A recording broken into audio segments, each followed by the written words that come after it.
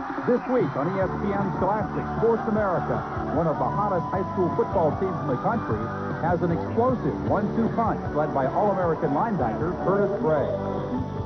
You know, Kurt says, quiet up, get ready to play, then most of the time people are ready to play. His intensity definitely flows to the rest of the team.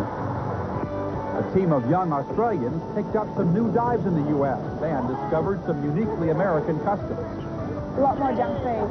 Like, I have to have vegetables for every meal, like for dinner. I have to have healthy meals, and here they just have like Coke and donuts for breakfast, and it's really good.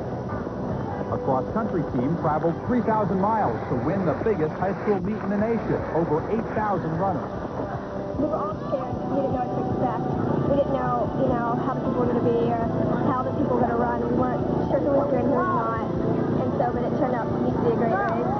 All those stories, plus we'll tell you about our Scholastic Sports America Scholarship Program. Hi, I'm Chris Fowler in Monroeville, Pennsylvania, and this is ESPN Scholastic Sports America on Halloween week. Ooh, isn't that terrifying, kid?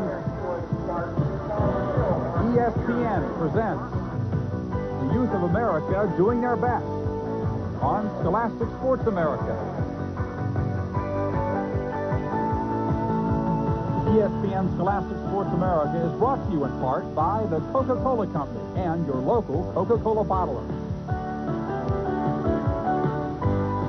Another practice is over at Gateway High School near Pittsburgh. Students in the room! Shoulders attack! Team! And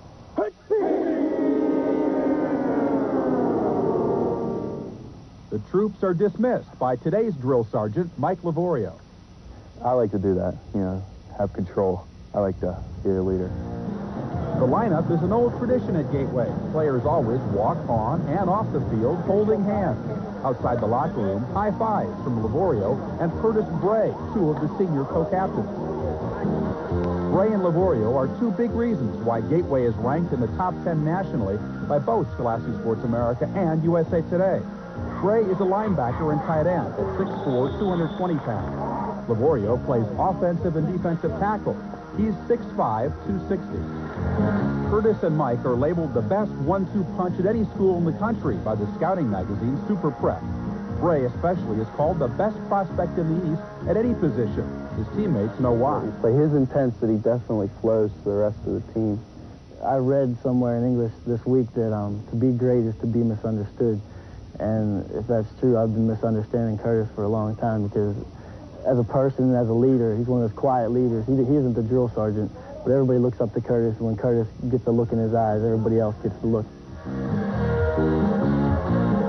The look means the bloodshot eyes of a mad bulldog, says co-captain Al Lardo. His presence is felt. He doesn't have to say a word. His presence is felt.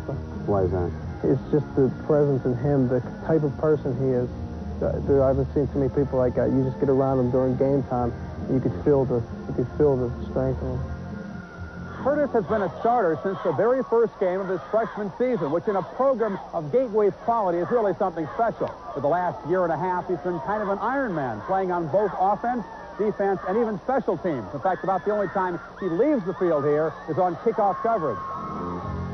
When that's your only chance for a breather, there's a little extra incentive to help get the ball in the end zone. When you hope offense scores, so we have to kick off, you can come off the field. Sometimes I go, you got to score, guys. I'm tired, I got to get out of here. Linebacker is Curtis's favorite position, and that's where he'll probably play in college. Tight end has been an acquired taste. And last year, coach used to chase me around practice because I wouldn't go with the offense to practice tight end. But this year, it's starting to I figure it's something I have to do to help the team. And I like it a lot now, and I hate coming out of games now. He gets it into his mind and before the game that he's going to kill somebody. And on offense, you can't really have that mentality. You have to be thinking. But on defense, when he just lets loose, he's unstoppable.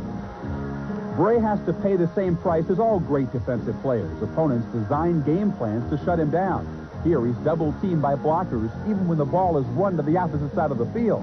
This, of course, allows other Gateway defenders a better chance to make big plays. What was your experience going up against him, trying to block tonight? His arms were so long, he'd hold me out, and he's a real good player. Curtis says he's leaning towards staying near home at a college like Pitt or Penn State. He should have no problems with eligibility. He has a B+ average and wants to be a surgeon someday. Number 85 also sings in the school choir. Curtis has every reason to be arrogant. He's not. You know, for all the publicity he's getting, all the colleges after him, you couldn't tell the difference between him and some scrub player. There's just no one. No, it's nice, you know, in its place, but you know, there's a job to be done on the field first. You know, those are all nice, but as easy as they come, they can just go away if you mess up. As the other half of Gateway's dynamic duo, Livorio is not quite as humble. He arrives at school in an '88 Porsche 944, and he admits to liking his status as a high-profile guy on campus. On the field, he's just as high-profile as the cornerstone of the Gator offensive line. He kills everybody. I mean, there's nobody can give him any competition anymore until we get against a really big team. Nobody gives him any competition. He just kills everybody. I know I block against him in practice. It's impossible. If we're going to go driving for the extra 1 or 2 yards, it's over Mike. You can guarantee it'll be over tackled. When it does come over my side, you know, I'm blocking.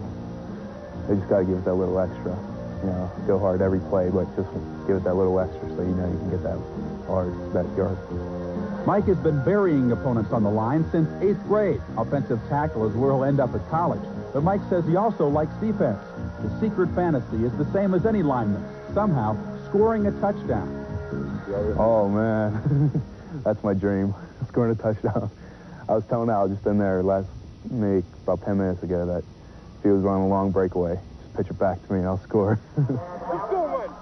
A college weight program should make Mike even bigger than he is now at 260. He says his weakness to work on is a habit of relaxing when he's dominating a smaller opponent. You know that you're going to be able to have an easy time with him. You sometimes tend to let up a little bit. But, you know, you have to keep going. Letting up is the problem all the Gators have to guard against in protecting their Western Pennsylvania title. Mike and Curtis and the other captains are there to make sure that doesn't happen. I know we can get a shutout. I know we can shut any team out. Keep this tradition alive. You're on the field thinking, oh, we're number 8 team in the nation. We're so good.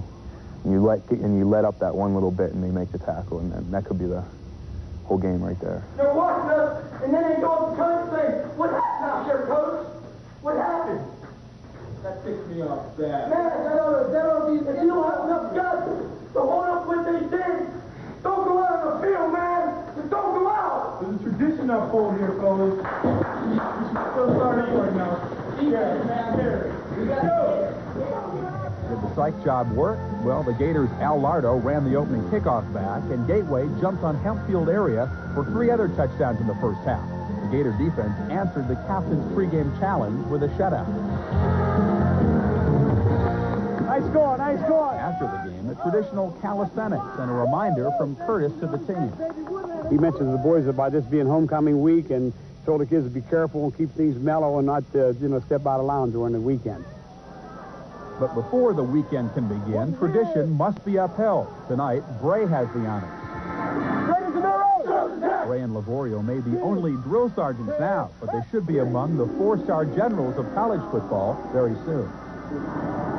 We'll take a break on Scholastic Sports America. Up next, we'll show you part of an American tour by a team of divers who came up from down under to work out with and compete against a team of American divers. And you might be interested to hear some of the things that the Australians had to say about American football.